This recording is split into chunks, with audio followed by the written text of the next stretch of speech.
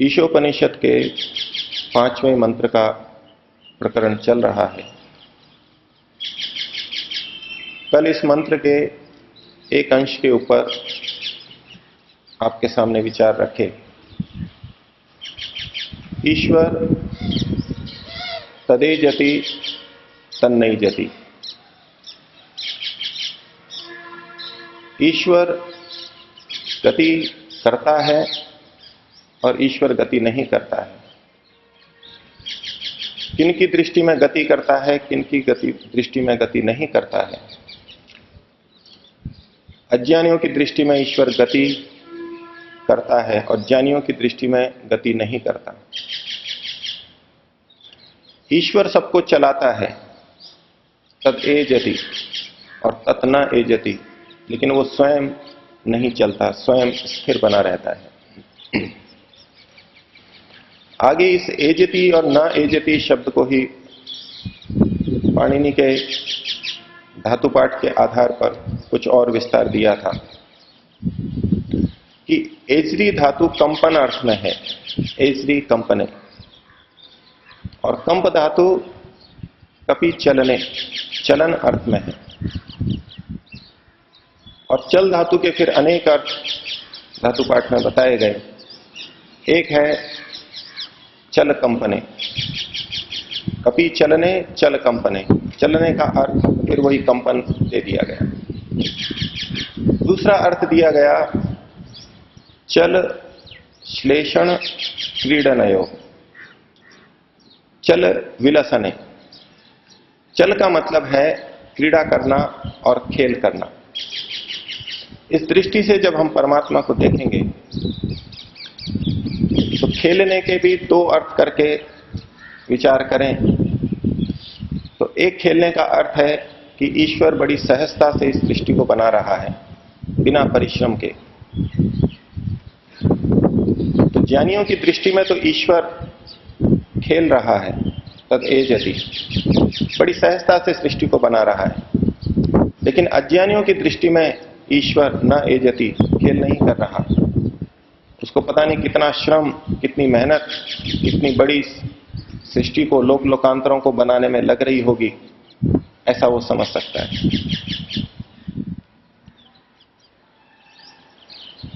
चल विलसने के अंदर फिर लस धातु है। लस के अर्थ किए लस श्लेषण क्रीडनयो। ईश्वर श्लेषण करता है अर्थात आलिंगन करता है, हमको अपने निकट लाता है, अपनी कृपा के अंदर लेता है। ये दृष्टि है ज्ञानियों की, विद्वानों की। और अज्ञानियों की दृष्टि में ईश्वर हमारा आलिंगन नहीं करता, हमारे को अपनी कृपा के अंदर नहीं लेता, क्योंकि उनकी दृष्टि में संसार में बहुत दुख कष्ट दिखाई दे रहे हैं, उनको अपने जीवन में भी कष्ट दिखाई दे रहे हैं। इसको दूसरी दृष्टि से देखें तो ज्ञानी और विद्वानों के लिए ईश्वर उनका आलिंगन करता है, उनको अपने सानिध्य में रखता है। और अधर्मात्माओं की दृष्टि से, अविद्वानों की दृष्टि से देखें तो ईश्वर उनका आलिंगन नहीं करता, उनको अपने सानिध्य में नहीं लेता। इस चल धातु का एक और अर्थ धातुपाठ में किया गया जल भृतौ। भृति का अर्थ है, स्वामी दयानंद जी ने जो अर्थ किया वो भी पाणिनि के अनुरूप किया। भृति का मतलब है बढ़ाना और पुष्ट करना। भृति शब्द में जो भ्रीय धातु है उसके लिए फिर पाणिनि जी कहते हैं धारण और पोषण। भ्रीय धारण पोषण है, धारण करना और पोषण करना। इस दृष्टि से अर्थ करेंगे तो तदे जति तन्नई जति। तदे जति, ईश्वर इस संसार का, संसार के प्राणियों का पोषण कर रहा है और इन सबको धारण भी कर रहा है। विद्वान कहेगा कि ईश्वर हमको सतत धारण और पोषण कर रहा है, लेकिन अविद्वान कहेगा कि ईश्वर कहां धारण और पोषण कर रहा है। हम अपने पेट की भूख स्वयं अन्न उत्पन्न करके पूरा करते हैं, स्वयं कमाते हैं, खाते हैं, पीते हैं, व्यायाम करते हैं, घर बनाते हैं, कपड़े बनाते हैं, दूसरों की सेवा करते हैं। इस प्रकार हम परिवार का और समाज का धारण पोषण करते हैं, हम करते हैं। यहां जो एजरी कंपने धातु है, तद ए जति तन्नई जति, इस एजरी धातु का भी एक और अर्थ पाणिनि ने किया है। एक शब्द, एक अर्थ हमने देखा एजरी कंपने, ए जति। दूसरा लिखा उन्होंने एजरी दीप्तौ। दीप्ति के अर्थ में भी एजरी धातु है, लेकिन व्याकरण की दृष्टि से ये आत्मनेपदी धातु है। जब एजरी दीप्तौ करते हैं तो आत्मनेपदी धातु है, और एजरी कंपने है ये परस्मैपदी धातु है। तो यहां जो तदे जति तन्नई जति शब्द बना हुआ है ये परस्मई पद का बना हुआ है। इस दृष्टि से यहां एजरी कंपने अर्थ सीधे सीधे हमको प्राप्त होता है, लेकिन वेद के अंदर भिन्नताएं भी रहती हैं। व्याकरण की दृष्टि से उसको व्यत्यय बोलते हैं। यहां पर पद का व्यत्यय भी हो सकता है। हम इस दृष्टि से देखें कि ये आत्मनेपदी धातु भी परस्मैपदी रूप में प्रयुक्त की गई है, तो हम देखेंगे एजरी दीप्तौ, कि परमात्मा दीप्त होता है, प्रदीप्त होता है, और तत्न एजति, वो परमात्मा दीप्त प्रदीप्त नहीं होता। दीप्ति क्या होती है, उसके लिए फिर वही खोला उन्होंने शब्द दीपी दीप्तौ, वही दीप्ति अर्थ ही है वहां पर भी। महर्षि इसका अर्थ लिखते हैं प्रकाशित होना। एजरी दीप्तौ का मतलब है प्रकाशित होना। तो अब हम इस पंक्ति को देखें, तदे जति तन्नई जति, वो परमात्मा प्रदीप्त होता है, प्रकाशित होता है, और तत्न एजति, वो परमात्मा दीप्त और प्रकाशित नहीं होता। फिर वही रहस्य की बात आ गई कि दोनों में से कैसे ठीक है। एक हम सूर्य का प्रकाश देखते हैं, दीपक का प्रकाश देखते हैं, वो प्रकाशित होता है, दीप्त होता है। तो कुछ लोग मानते हैं कि ईश्वर में इस प्रकार का प्रकाश है। ईश्वर सूर्य के समान, उगते सूर्य के समान लाल अरुणिम आभा वाला है, और वो ये कहते हैं कि ध्यान में हमें ये रंग दिखाई देता है, और इस रंग को दिखाई देने से वो ईश्वर का साक्षात्कार, ईश्वर का प्रकाशित होना मानते हैं। आदित्य वर्णम तमसः परस्तात् इत्यादि बहुत से प्रमाण भी प्रस्तुत करते हैं कि परमात्मा को आदित्य के वर्ण का कहा गया, सूर्य के रंग का कहा गया। एक दृष्टि है कि ईश्वर तदे जति, वो दीप्त होता है, प्रकाशित होता है, इस रंग में दिखाई देता है। लेकिन दूसरा पक्ष कहेगा तत्न एजति, वो दीप्त नहीं होता, वो इस तरह से प्रकाशित नहीं होता। सूर्य की तरह, दीपक की तरह प्रकाशमान वो ईश्वर है ही नहीं। ये प्रकाश तो अग्नि का है, एक भौतिक पदार्थ का है। परमात्मा में तो कोई रूप ही नहीं है। यदि हम ईश्वर में ये रंग मान लें तो हमको ये भी मानना होगा कि ईश्वर में रूप है, ईश्वर रूपवान है, ईश्वर साकार है। तो विद्वानों की दृष्टि में तो ईश्वर निराकार है, उसमें कोई रूप नहीं है। वो कहेंगे कि तत् न एजति, वो दीप्त नहीं होता। ये जो हमको प्रकाश दिखाई देता है ये किसी और चीज का है, ये प्रकृति का है। ध्यान में ऐसी अवस्थाएं आती हैं, तरह तरह के रंग प्रकाश दिखाई देते हैं, लेकिन ये सारे प्रकृति के हैं, ये सारा खेल प्रकृति का है। इसको ईश्वर के साथ नहीं जोड़ें, नहीं तो ये भ्रांति मन में आ जाती है कि मैंने ईश्वर का साक्षात्कार कर लिया। वो प्रकाश दिखाई दे जाता है और कहते हैं कि हमने ईश्वर का साक्षात्कार कर लिया। लंबी ध्यान साधना की बात छोड़ें, तो कहते हैं कि आपको हम अभी ईश्वर का साक्षात्कार कराएंगे, अभी करा सकते हैं, हमारे पास ऐसी शक्ति है। भक्त कहता है कि करवाइए, सामने बैठा देते हैं, आंखें बंद करवा देते हैं और आंख के एक कोने पे दबाव देते हैं उंगली से या किसी चीज से। हम भी कभी दबाव देकर के देखेंगे थोड़ा अधिक, तो अंदर एक प्रकाश गोल गोल जैसा दिखाई देगा। कहते हैं देखिए ईश्वर प्रकाश स्वरूप है, दीप्त होता है, ये आपको ईश्वर का साक्षात्कार हो गया। और वो भ्रांति में रहेगा और वो सोच लेगा कि मेरे को ईश्वर का साक्षात्कार हो गया। सब कुछ दंड फंद करते हुए, कोई वैराग्य संयम ना होते हुए भी उसको ईश्वर का साक्षात्कार हो गया। गुरु की कितनी कृपा है। और भ्रांति में रहेगा कि मेरे को ईश्वर का साक्षात्कार हो गया, ये दूसरे लोग तो भटक रहे हैं, साधना कर रहे हैं वर्षों से, ये तो भटक रहे हैं। लेकिन विद्वान कहेगा नहीं, ईश्वर ऐसे प्रकाशित नहीं होता, वो दीप्त होता ही नहीं है ऐसे। दीप्ति का प्रकाशन अर्थ एक दूसरे संदर्भ में भी देखा जा सकता है।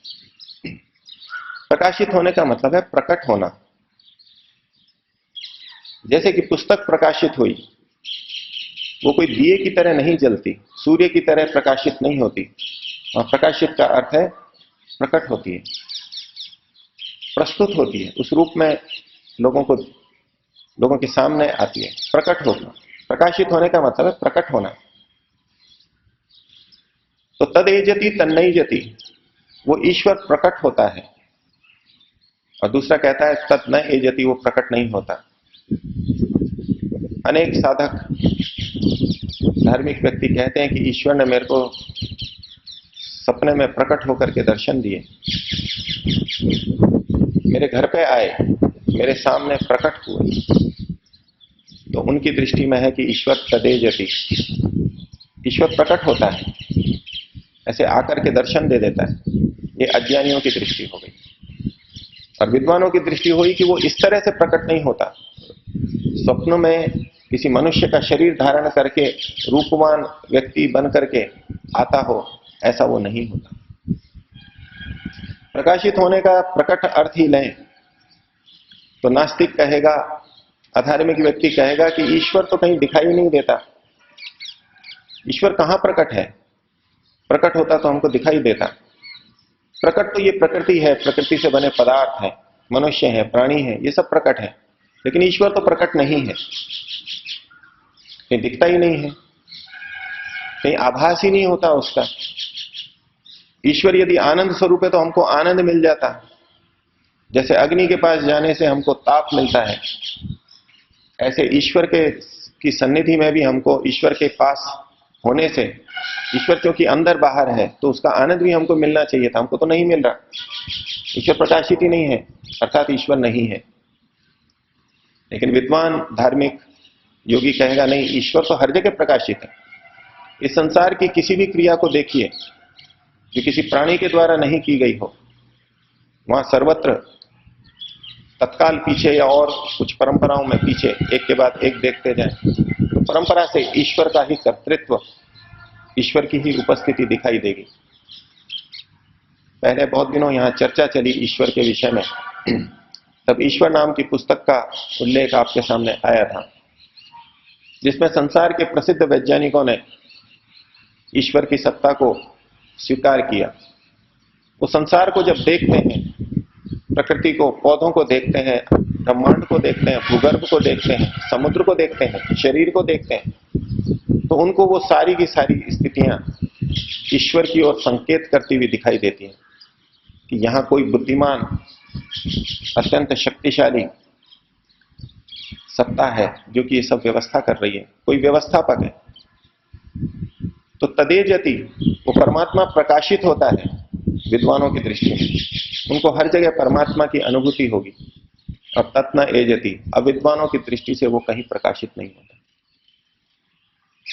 इस मंत्र की दूसरी पंक्ति में जब कहा तदंतरस्य सर्वस्य तदु सर्वस्य अस्य बाह्यत, वो हमारे अंदर भी है और बाहर भी है।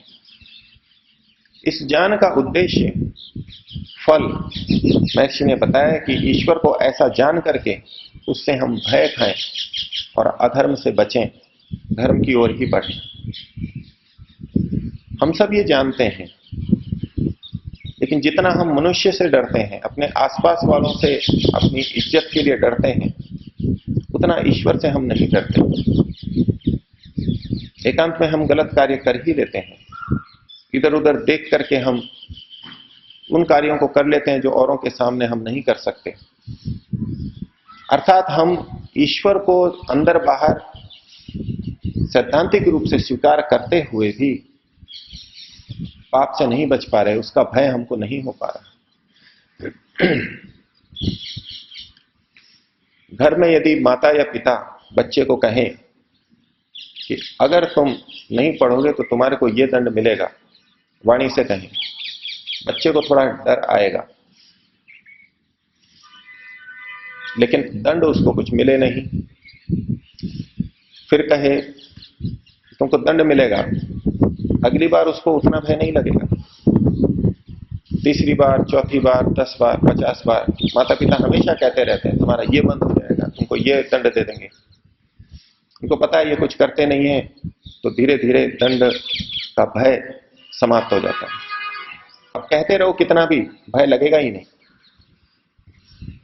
इसी तरह हमने बहुत बार सुन लिया कि ईश्वर बुरे कर्मों का दंड देता है, लेकिन हमको दंड देता हुआ दिखाई नहीं देता, हमको अनुभव में यदि नहीं आ रहा है तो हमको उसका भय फिर नहीं लगता।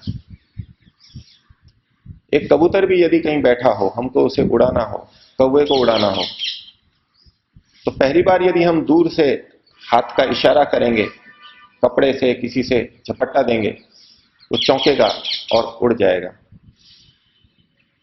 लेकिन उतनी ही दूरी पे है, उतने ही वेग से अगर हम दोबारा करेंगे तो थोड़ा चौंकेगा, हो सकता है 1-2 बार उड़ भी जाए, लेकिन अगली बार वो उड़ेगा नहीं, क्योंकि हमारे इस झपट्टा मारने से, हाथ से धमकाने से उसको कोई फर्क नहीं पड़ा। आप तीसरी बार, चौथी बार करेंगे तो इस पर असर नहीं आएगा। फिर या तो आपको पास में जाकर के हाथ हिलाना पड़ेगा या जोर से हाथ हिलाना पड़ेगा, तो उसको थोड़ा डर होगा। लेकिन धीरे धीरे आप उसके पास भी जाते जाएं और हाथ हिलाते रहें, लेकिन उसको कोई कष्ट ना हो, तो आप पास में भी कुछ भी कहते रहेंगे, हाथ हिलाएंगे, वो उड़ करके नहीं जाएगा। ये मानव मात्र की, प्राणी मात्र की प्रवृत्ति है कि जिससे हमारे को हानि, दुख अनुभव आ रहा है तो हम बहुत अधिक बचते हैं। लेकिन केवल भय का कथन हो जाए और हमको दुख ना हो, भय ना आए, कष्ट ना हो, तो फिर भय समाप्त हो जाता है। इसके विपरीत यदि कोई व्यक्ति हमें सुई चुभाए, वो कहे कि मैं सुई चुभा रहा हूं, हमारा परिचित व्यक्ति है, मित्र है, तो हमको डर ही नहीं लगेगा, हमको पता है ये चुभाएगा नहीं। लेकिन वो आकर के वास्तव में चुभा दे तो फिर हमको लगेगा और हम हाथ पैर को हटाएंगे। लेकिन अगली बार जब वो कहेगा कि मैं सुई चुभाऊंगा, तो अगली बार हमको और ज्यादा भय लगेगा। पिछली बार उसके कहने से हमको फर्क नहीं पड़ा था, लेकिन अब की बार जब उसने चुभा दी है और फिर कह रहा है तो हमको असर आएगा, तो दोबारा फिर उसने चुभा दी। तीसरी बार वो केवल संकेत मात्र करेगा तो उतने से ही हम डरेंगे। अर्थात जब हमको कष्ट आता है तो हम कहने मात्र से भी डरते हैं, और जब कष्ट और भय नहीं आता तो हम 10 बार कहे जाने पर भी नहीं डरते। तो ईश्वर के साथ ऐसा ही हो रहा है।